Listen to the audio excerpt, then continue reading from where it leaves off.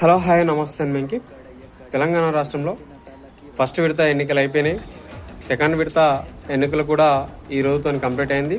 ఇక మూడో విడత ఎన్నికలు సెప్టెంబర్ 17 తారీఖు ఉండడం జరిగింది.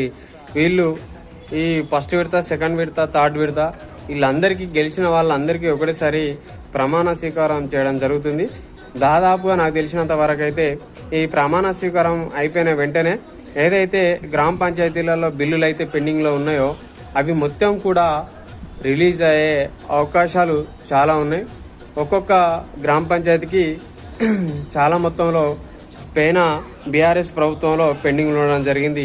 ఆ బిల్లులన్నీ ఈ సర్పంచ్ల ఎన్నికలు అయిపోయిన వెంటనే, ప్రమాణ స్వీకారం అయిపోయిన వెంటనే బిల్లులు పడే అవకాశం ఉన్నది.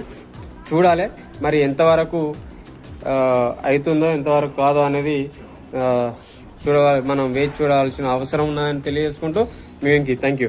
నా ఛానల్ లైక్ చేయండి, షేర్ చేయండి, సబ్స్క్రైబ్ చేయండి. Thank you.